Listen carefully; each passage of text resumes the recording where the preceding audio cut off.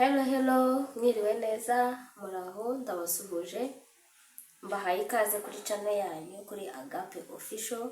Nk'uko bisanzwe tuganira ibiganiro by'ubuzima, cyane cyane ubuzima bw'abana n'ababyeyi batwite.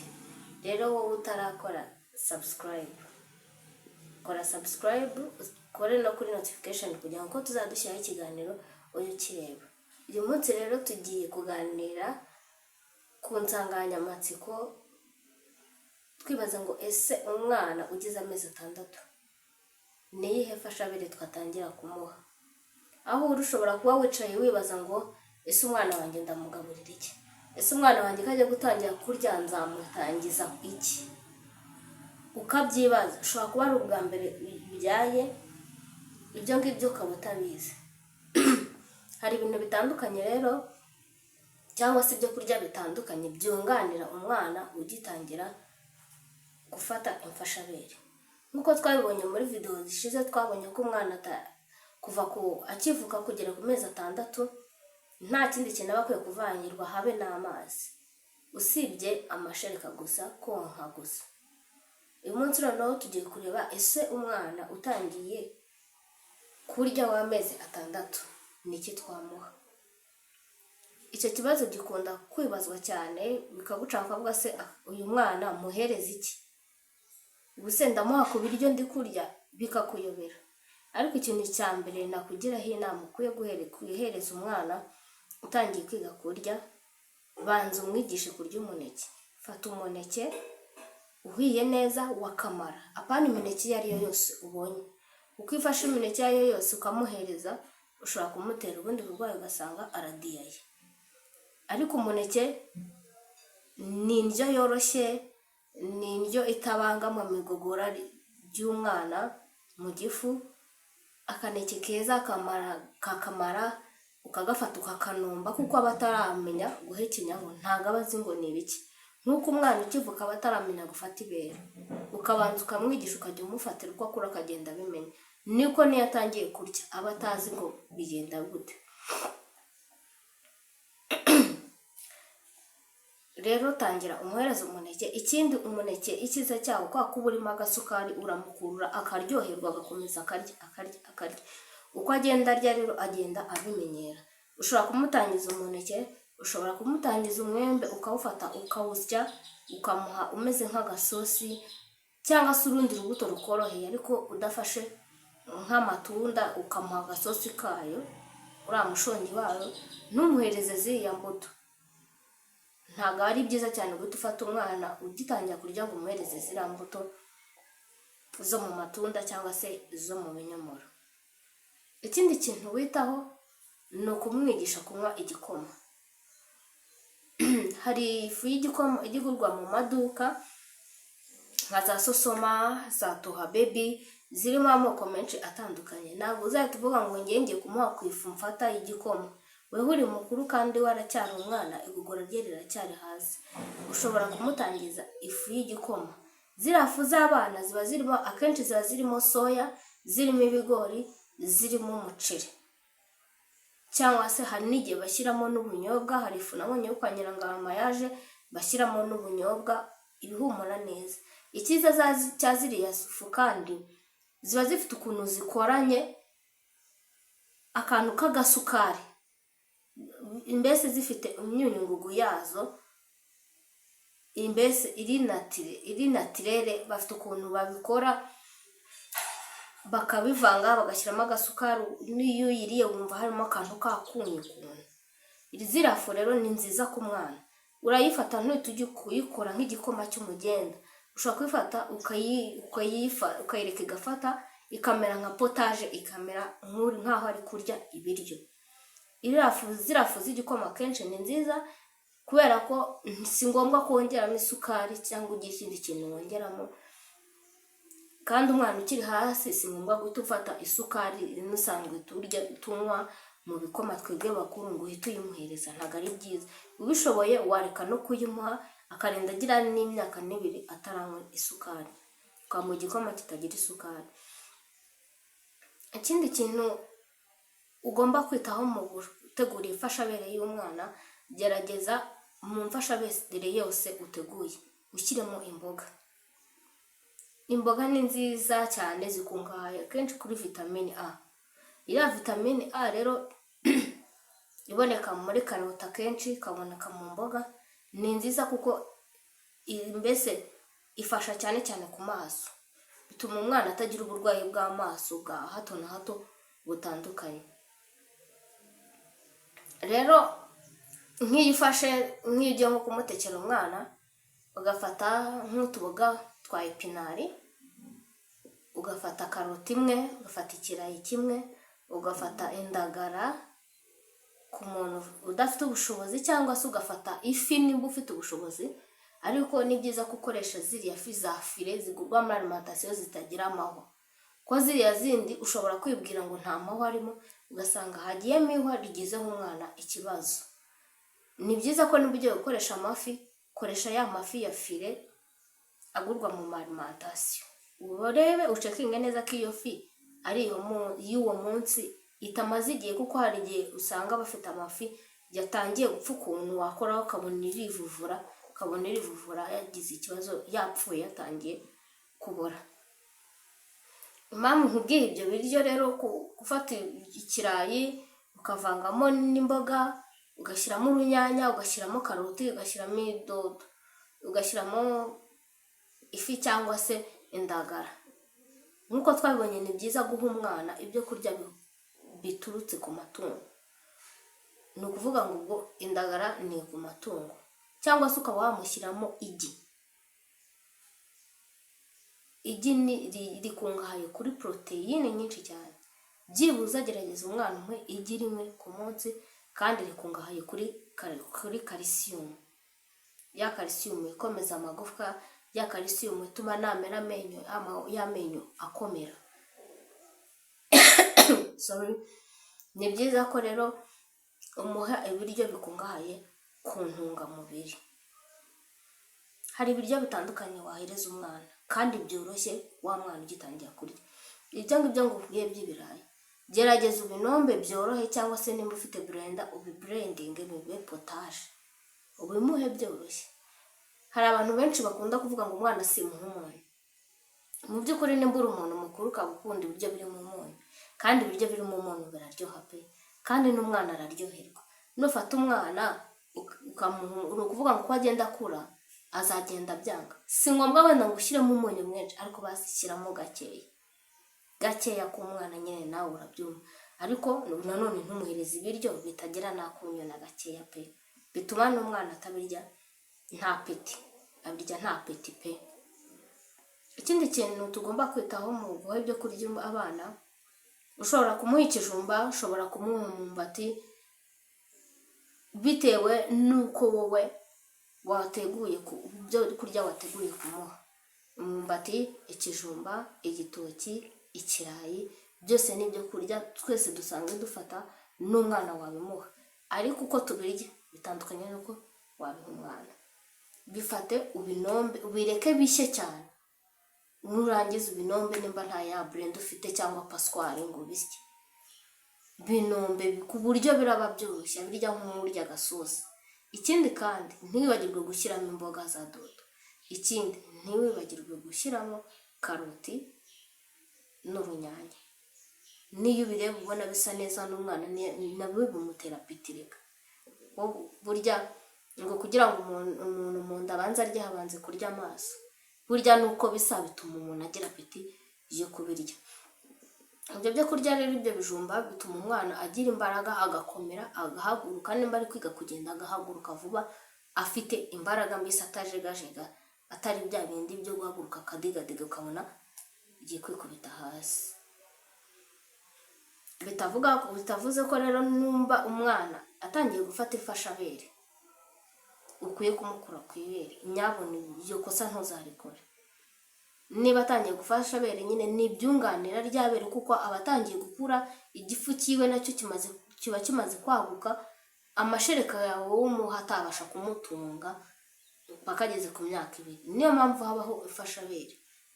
Za ntungamubiri zo mu ibere aba akizikeneye, bwa budahangarwa kura kuri mama we mu gihe ari kumwonka aba akibukeneye, hari intungamubiri tudakunda kubona cyane cyane akenshi mu biryo, zitaboneka gutyo gusa mu biryo byose.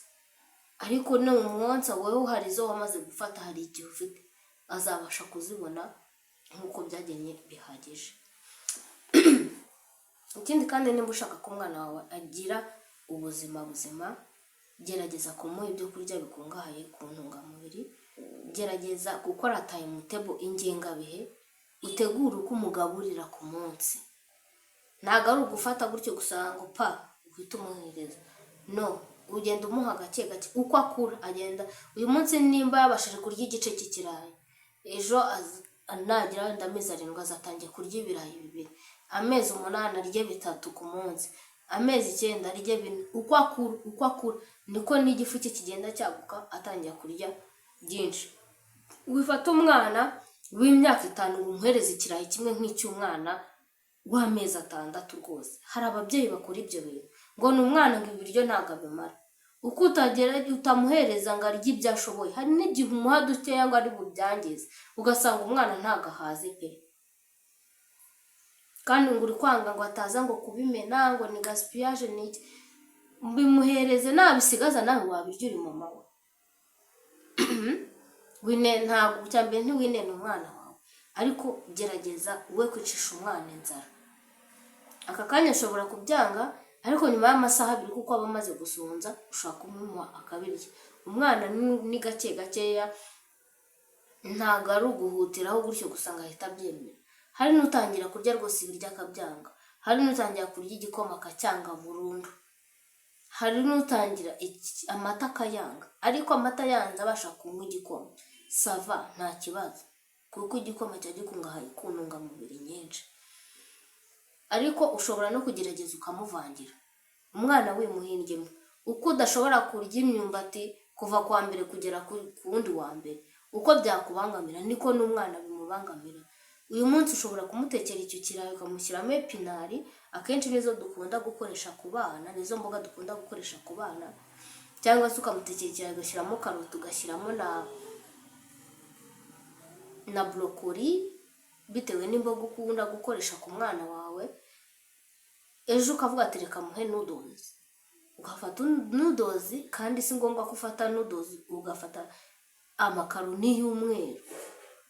Ubwo si ubuhaye icy'umwana, kandi nko gufata umuceri ukahereza umwana umuceri usa umweru, cyangwa ikirayi gisa umweru kitagira n'amamenwa, nta kintu gifite, za ntungamubiri ntabwo uba uzimuha nk'uko bikwiriye. Ariko ushobora gufata noodles ugashyiramo urunyanya, ukarapiramo agakaroti, warangiza ugafata igi ukamenamo, ukavanga kwa kundi ziba zihiye ziri ku ziko, ugafata igi ridahiye ukamenamo muri noodles, bihita bimera nk'ubunyobwa. Kandi urumva ko umwana wabonye intungamubiri zihagije, abonye kuri protein, abonye ibitera imbaraga kuri noodles, abonye karoti irimo ikungahaye kuri vitamine A, yewe n'urunyanya. Tugerageze ibyo kurya by'umwana tubyitondere nyabwo. Ejo utazabona umwana wawe yagwingiye, kandi nyamara ufite ubushobozi, ntiwabura ubushobozi bwo kumugurira igi rimwe ku munsi rya desi, kandi ushobora kubona ubushobozi bwo kumugurira ji yo muri botike isanzwe yo mu ruganda. Kandi birashoboka ko wafata za mbuto zawe ugakorera umwana ji y'umwimerere nziza ya naturel, utagiye kumuhereza ari amaproduit yo mu nganda, kandi umwana agakura neza, agatoha, akagira ubuzima bwiza. Nk'uko twabonye ko igi ari ryiza ku mwana, ushobora kubikoresha muri ubwo buryo nari nkubwiye, ukarivanga mu makaroni ari ribisi, ukabona araryanze. Ariko naryanga ntuzahite umanika amaboko ngo umwana wanjye yanze amagi, oya. Uburyo umuhayemo ashobora kuba atagukunze, ataryemera. Ushobora no kuritogoza, ukaba wafata umuhondo waryo ukawushyira mu gikoma ugiye kumuha, mbese ukawushwanyaguza ukawukora nk'agafu, ukavanga mu gikoma ugiye kumuha, kandi akaba yarirya kuko ntiyamenye ko arigiriyemo, ntiyanakubonye urishyiramo, birashoboka ko yabirya. Swat ugafata ryagi ukaritogosana, ugafata umuhondo ukawushyira mu biryo wamutekeye ibyo ari byo byose. Ikindi kandi hari umwana ushobora guhita agira allergie ku magi. Gerageza niba utangiye kumuha ibyo kurya ukamuha amagi, cunga neza ko atazagira allergie ku magi. Hari abana bagira allergie ku magi rwose, kandi ibyo ni ibintu bisanzwe. Ubwo rero ni ukuvuga ngo nimba atabonye poroteyine zitaboneka ku igi, ariko ashobora kubona poroteyine zituruka mu mata. Amata nayo agira poroteyine. Ushobora kutamuha igi rya buri munsi, ariko uzajya ugerageza urimuhe gake gakeya, azagenda abimenyera gake. Uko iminsi igenda iza agenda arimenyera. Ushobora gufata igikoma ukamushyiramo amata. Ushobora kumuha ibiryo byoroheje, wenda utabonye izo mboga kandi ukumva ushaka kumuha umuceri. Fata umuceri uworoshye, nurangiza umusukiremo amata unombe umuhereze. Ashobora kwifata akabirya kuko byoroshye, kandi akarya umuceri akabona na za poroteyine zituruka mu mata. Byose nta kintu bitwara.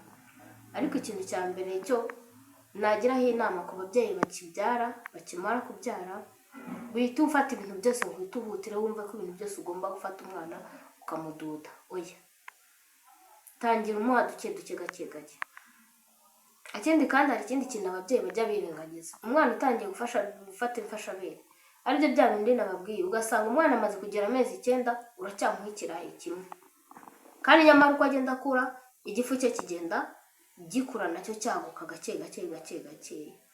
Gerageza umuhe ibyo kurya ahage, kuko iyo utamuhaye ngo ahage, kuko aba arimo arakura, bishobora kumuteza ikibazo cya constipation, kuko mu nda nta kintu kirimo. Ikindi, nubwo umuha ibyo kurya, nubwo umuha igikoma, nubwo umuhereza amata, uko umuha amata, uko umuha igikoma, ibuka no kumuha amazi. Byibura nimba afite amezi 6, muhe ku mazi make, muhe nka mililitiro 10 dukeya. Fate bibero umushyire mu tuzi dukeya dushyushye, umuhe tw'akazuyazi, tudashyushye cyane, tw'akazuyazi. Umuhereze kwako akiri mutoya. Hari igihe ashobora guhita anywa amazi akonje akamugiraho ikibazo mu nda. Ikindi ubishoboye mubyeyi, irinde guhereza umwana umunyu mwinshi, irinde kumuha isukari. Birashoboka ari amafu nababwiye yo mu nganda abakoranye n'isukari yayo, si ngombwa kumuhereza indi sukari isanzwe. Kereka umuhaye yafu, zino fu twikorera, ugafata soya ukavanga. Ushobora kumushyiramo agasukari gake, ariko atari ngombwa ko iba nyinshi yumvikana. Agasukari nyine gake k'umwana. Ugafata umunyu ugashyiramo akunyu gakeya k'umwana. Waba ubishoboye ntuzigere umuha umunyu paka yigiye hejuru. Gusa nawe ibiryo bitarimo umunyu urabyumva nta buryo biba birimo. Shyiramo gakeya kuko na wa munyu arawukeneye. Shyiramo gakeya kuko n'aka gasukari aragakeneye. Uko umwana kubagana abakoresha iki? Abakoresha imbaraga. Kandi uko akoresha imbaraga akenera isukari, ibyo akenera kugeninga za karori yasohoye, arimo arakora kamba, ari kwiga gukambakamba, niba ari kwiga kugenda. Ubona umwana afite akazi kenshi, ubona ari gufite mbese imirimo myinshi ari gukora. Ni byiza ko naka gasukari gakeya aragakeneye pe, aragakeneye. Ikindi, gerageza mubyeyi ufate ibiryo bigiye bitandukanye ubihuzahuze. Umuhereze arye kugira ngo umuhe ibiryo bikungahaye ku ntungamubiri zose zishoboka. Uyu munsi ushobora kuba utabonye dodo, ukabona spinach cyangwa se epinari. Ushobora kuba ibyo byose ntabyo ufite, ariko ugakoresha imboga zisanzwe, ugakoresha karoti, ukaba wakoresha shufurere se cyangwa brokoli. Izo zose ni imboga zigiye zitandukanye. Zose wazikoresha kandi umwana ntagire ikibazo, akabona ibintu byose bikungahaye ku ntungamubiri. Akabona imboga, akabona ibitera imbaraga, akabona poroteyine, akabona ibyubaka umubiri. Hari abantu batajya bahereza umwana ibishyimbo, kandi ushobora gufata ikirayi ugashyiramo utuminino, ugashyiramo karoti, ugashyiramo urunyanya, cyangwa se ugashyiramo n'imboga. Ni ibiryo byiza uba umuhaye, kuko ibishyimbo bikungahaye kuri folic acid cyangwa se kuri fer, ubutare. Ni byiza cyane. Mubyeyi rero ugerageze guhereza umwana, wige icyo akunda, wige kureba byose, ibiryo byose ubigerage. Nuvuga ngo umunsi yanze ikirayi ngo birekere nyine umwana wanjye yanze ibiryo. Uyu munsi nimbanze ikirayi umuhe nudozi, niyanga nudozi umutekere igitoki nta cyangwa umuhe ikijumba, ashobora kugikunda. Abana benshi barabikunda kubera ko bibamo isukari. Uteka umwumbati, byose umwana ukamuhereza akagerageza. Wewe uko ugenda umuhereza ugenda umenya icyo umwana akunda. Rero ikiganiro cyacu ni ahangaha tugisoreje. Ibiganiro byacu nakagaruka. Babyeyi nimuze dushyigikirane, twite ku bana bacu bagira imikurire myiza, twirinda cyane cyane imirire mibi, twirinde kurwaza bwaki, kandi atari uko hari icyo tubuze, ahubwo burya umubyeyi ikishoboka cyose yagikora kugira ngo umwana we abeho neza mu bushobozi bwose afite. Simvuze ngo dushake ubushobozi bwihanitse, ubushobozi bwose ufite watunga umwana wawe kandi akagira ubuzima bwiza buzira umuze. Ikiyongeraho icyitonderwa nuko ibiryo by'umwana bisikurwa, bitekanwa isuku yihariye kuruta uko bya bindi by'abantu bakuru ufata uko ubonye. No, bigirire isuku, byitondere, kuko nutabigirira isuku umwana mu kanya araza kurwara inzoka. Ibiteke bishye neza, ejo utazarwaza dysentery kubera ko umwana ariye ibiryo bidahiye. Ibiganiro byacu nakagaruka rero, ni ukuri kora subscribe, ntugende udakoze subscribe, ntugende udakoze like, ntugende udakoze share na comment. Ibiganiro byacu nakagaruka. Ugize ikibazo jya muri comment wandike, cyangwa se ari igitekerezo ushaka kuduha. Ushobora no kuba ufite ikibazo cyihariye cy'umwihariko, hari nimero hasi bipininzeho, watwandikira cyangwa ukaduhamagara tukagufasha nicyo tubereyeho. Ibiganiro byacu rero nakagaruka. Ciao ciao.